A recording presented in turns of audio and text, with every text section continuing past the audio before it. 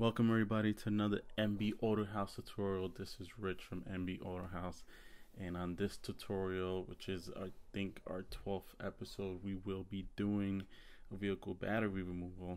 Considering we are in winter now, if you're anywhere in the northeast region, we are feeling the effects of winter. So a lot of dead batteries, a lot of no start situations. So I decided to do this R-Class vehicle battery removal. Unlike the more familiar MLGLs, which it's a lot came out the same year this did. This one is the only one that has the vehicle battery, which sits underneath the passenger seat. I have some good tips on how to remove it, so you don't get an SRS light and things like that.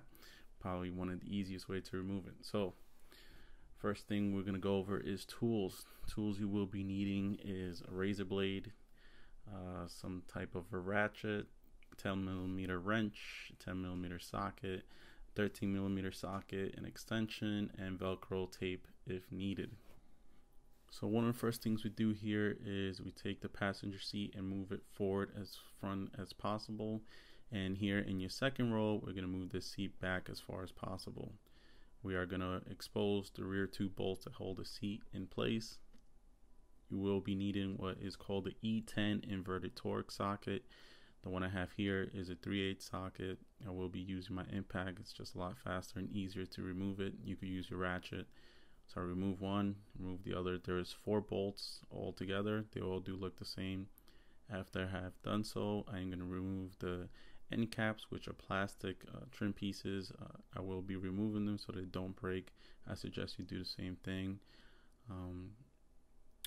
Quick tip when doing this, just leave the 2 rear in the back and the 2 front ones in the front. That way you don't mix them up. They do only fit one way, so it's kind of hard to force them in. So these are the pieces. This is what they look like. Now I'm going to go to the front, take my passenger seat, move it back as far as possible, and then move the seat cushion part up as far as possible. I will be using my 3/8 ratchet, and then I'm going to remove the 2 front bolts. Again, there's 4 all together. Then after I've done so, I am going to, the seat should now be loose. This one was actually stuck, so I had to pry up on it a little bit. But again, we're going to remove the end caps for the seat tracks themselves. That one actually slides forward instead of popping off like that one did there. But again, that one just slides forward, and then the same with the other one. A little thing with the one in the front left, the one that I'm going to remove there, you're going to want to have to slide that one in prior to bolting it in, because that one will not fit after you have bolted the seat track in place. So now what we do is we actually take the seat and we pivot it back. Reason doing that is there's SRS connectors and all that stuff that once you disconnect, you will have an SRS light on.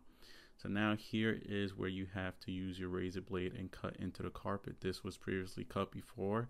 Obviously they had the battery removed at one point, but you can see here, you can see the line here. It starts from the platform for where the bolts go in all the way towards the front of where the front bolts would fit, and it makes it almost like a lid here that allows you to pull it up.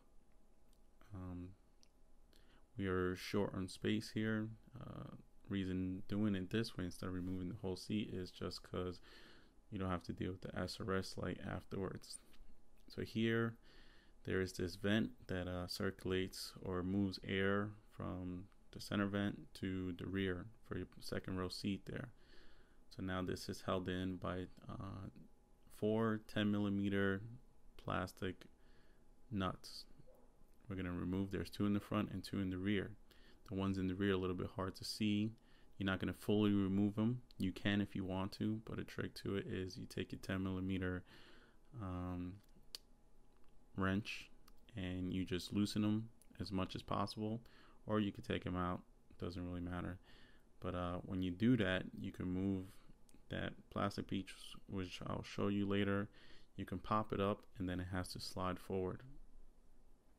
Just like this one, it pops up in the front and then I slide it forward, leaving those 2 10mm in there because they're a little bit hard to get to, but if you want to, you can remove them all the way. And this is what it looks like. that vent piece is actually towards the center console. So this actually fits the opposite way. But as you can see, there's 4 nuts that hold it in place. Once you have removed that, the battery is now accessible, and you can see that vent right there actually goes to the center console facing the front. So now this is the battery. We're going to be removing it. There's a bracket on the right side. To the left there is your negative ground wire, which is a brown wire. Always remove that first when removing, and then that is your positive, which is red. There is that vent where the other piece has to go into, and here is the, I guess, your tie down for your battery. Is 2 13mm nuts that hold it in place. I'm gonna now remove those as well, and just pay attention to how the bracket fits in. You see there's one side that it has is straight all the way down. That side is towards the battery. That's what holds it in place. And just like any other Mercedes battery, there's a lip opposite that side. So if you removing it, it's going to go towards the right first and then up. And then when you're installing it, you go down and then you slide it towards the left onto the lip of the opposite side, which is opposite the bracket. You'll see it when you actually do it. So here, this is what the bracket looks like. See, again, there's a straight side that's actually facing the battery, and the other side is towards the vehicle. So here's a little quick tip. Here, what I'm doing is removing your vent hose there. As you can see there, I move the battery towards the right, and then what you do is remove always ground first. And then when installing, you install your positive first and then the ground. And then when you're going to do it, you pop it up and there goes your battery. So that's it for this tutorial, guys. Any questions, comments, just let me know.